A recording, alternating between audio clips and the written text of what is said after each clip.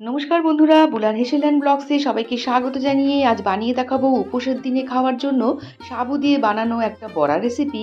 তাও আবার বানাবো আমি এয়ার ফ্রায়ারে। চলো দেখে নিই তেল ছাড়া একেবারে এয়ার ফ্রায়ারে কী করে বানানো যায়।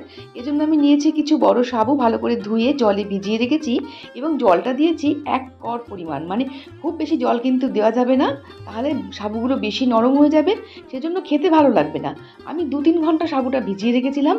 দেখতেই পাচ্ছ পুরো জলটা পুরো সোক করে নিয়েছে এবং যদিও কিছু বাড়তি জল থেকেও থাকে, আমি কিন্তু একটা ছাঁকনির মধ্যে সাবুগুলোকে একটু ছেঁকে নেব। সামান্য পরিমাণে থাকলেও সেটা কিন্তু বের হয়ে যাবে। এবারে ছেঁকে রাখা সাবুগুলোকে আমি একটা পাত্রের মধ্যে ঢেলে নেব, কিন্তু পুরোটা ঢালছি না, এখানে আমি কিছুটা পরিমাণ সরিয়ে রাখছি।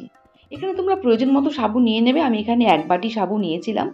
তারপরে এর মধ্যে আগে থেকেই সিদ্ধ করে রাখা দুটো আলুকে আমি এর মধ্যে ভেঙে একটু মেখে নেব, কিন্তু খুব বেশি মাখবো না, একেবারে চটকে ভর্তা মতন করে ফেলবো না।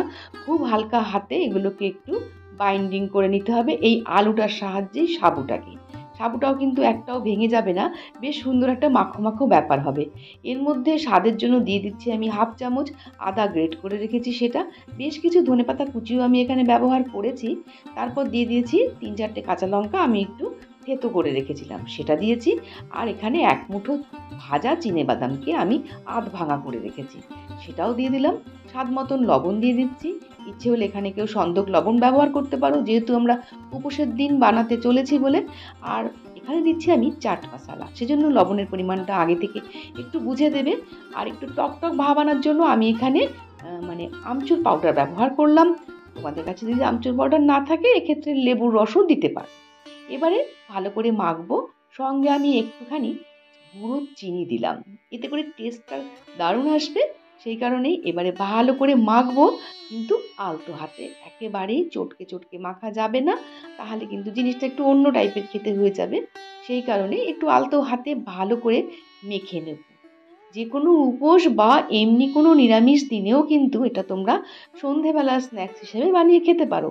আর যারা পেঁয়াজ দিয়ে খেতে চাইছো তারা তো খেতেই পারো, কোনো ব্যাপার নয়। তবে আমি এটা নিরামিষ দিনে বা উপোসের দিনের করার জন্যই আমি রেসিপিটাকে বানিয়েছিলাম। আমি একটু টেস্ট করে দেখেও নিলাম। তারপর আর কিছু নয়, এখান থেকে কিছু পরিমাণে বলের মতন বানিয়ে নিতে হবে। তারপর একটু হাতের উপর রেখে একটু চ্যাপ্টা করে টিকিয়ার শেপ দিয়ে দিতে হবে। এবারে ওই যে আমি কিছুটা পরিমাণ সাবু তুলে রেখেছিলাম, সেই সাবুর মধ্যে এগুলোকে একটু গড়িয়ে নেব। এর ফলে কি হবে, এটা যখন ভাজা হবে ওপরটা প্রচণ্ড মুচমুচে হবে। দেখো এতগুলো আমার বানানো হয়ে গেছে। ইচ্ছে হলে কিন্তু এটাকে একটু সময় ফ্রিজে, মানে 10 থেকে 15 মিনিট ফ্রিজে রেখেও তোমরা ভাজা করতে পারো। তারপরে এটা তোমরা ইচ্ছে হলে শ্যালো ফ্রাইও করতে পারো ফ্রাই প্যানে তেল দিয়ে, কিন্তু আমি আজকের এটা একেবারে তেল ছাড়া করছি। আমি এই জন্য এয়ার ফ্রায়ারের বাস্কেটটার মধ্যে আমি একটা সিলিকন মোল্ড বসিয়ে দিলাম, যার ফলে বাস্কেটটা খুব একটা নোংরা হবে না। আর তার মধ্যে এই সামান্য পরিমাণে একটু অয়েল স্প্রে করে দিচ্ছি। এখানে আমি সাদা অয়েলই ব্যবহার করেছি, দেখতেই পেলে কয়েক ফোঁটা মাত্র। এবারে একে একে বসিয়ে দাও, তবে সব মানে বেশি করে কিন্তু এখানে দেওয়া যাবে না। আমি 4 থেকে 5টা মতন দেবো, একটু ফাঁকা ফাঁকা রেখে, যাতে করে আমার পরে ওল্টাতে সুবিধা হয়। সেই কারণেই বেশি করে না দেওয়াই ভালো। এবারে সুন্দর করে বসিয়ে দিলাম। আমি এখানে যদিও 5 পিস একেবারে দিয়েছি এর মধ্যে। এবারে এটাকে অন করতে হবে 180 ডিগ্রিতে। আমি 20 মিনিটের জন্য একটা টাইমার সেট করে দিলাম। 20 মিনিট মানে এখানে 10 মিনিট বাদে আবার এটাকে উল্টে দিতে হবে, সেজন্য এইভাবে। আর বেশ কিছু আমি মানে আমি টিফিন বক্সে ভরে রেখে দিলাম, মানে এয়ার টাইট বক্সে ভরে। আমি এটা ডিপ ফ্রিজে রেখে দেবো, অন্য কোনো সময় ভেজে খেয়ে নেওয়া যাবে। তাহলে এই সুবিধাটাও রইলো, কেননা অতগুলো আমার সেদিনের কোনো প্রয়োজন ছিল না। সেই কারণেই এটা কিন্তু বানিয়েও রেখে দিতে পারো। ফিরে এলাম 10 মিনিটের মাথায়। এবার আমি এটাকে খুলে নেব। সবসময় কিন্তু এটাকে আমি অফ করছি, তারপরেই কিন্তু খুলছি। সাবধানে করবে, এখন কিন্তু বেশ গরম। আর এটাকে খুব সাবধানে একটু উল্টে দিতে হবে। তারপরে এটাকে উল্টে দেওয়ার পর আরও 10 মিনিট কিন্তু আমি ওই একই টেম্পারেচারে আমি অন করে দেবো, যেহেতু আমার আগেই টাইমারটা 20 মিনিটে সেট করা ছিল। ফিরে এলাম, দেখো 20 মিনিটের মাথায় একেবারে লালচে ব্রাউন হয়ে গেছে, একেবারে মুচমুচে সাবুদানার বড়া, তেল ছাড়া। যারা ভালোবাসো খেতে তাদের তো অবশ্যই ভালো লাগবে। আর যারা তেল দিয়ে খেতে ভালোবাসো তারা ফ্রাই প্যানে তেল দিয়ে ভেজে নেবে। তাহলে ভিডিও দেখে কেমন লাগলো জানাতে কিন্তু ভুলে যেও না।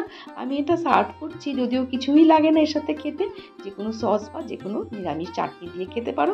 এটা আমার আগে থেকেই করা পুদিনা আর ধনেপাতার চাটনি। এবারে কতটা মুচমুচে হয়েছে সেটা তো আওয়াজ শুনলেই বোঝা যাবে, জানি না তোমরা শুনতে পাচ্ছ কি না, তবে বেশ মুচমুচে হয়েছে আর খেতে কিন্তু খুবই টেস্টি হয়েছে। ভিডিও দেখে কেমন লাগলো জানাতে ভুলে যেও না। অবশ্যই লাইক, কমেন্ট, শেয়ার করে আমার পাশে থেকো। ইচ্ছে হলে চ্যানেলটাকে সাবস্ক্রাইব করে বেল বাটনে ক্লিক করে কিন্তু সঙ্গেই থেকো। সবাই ভালো থেকো। ভিডিও দেখার জন্য অনেক অনেক ধন্যবাদ।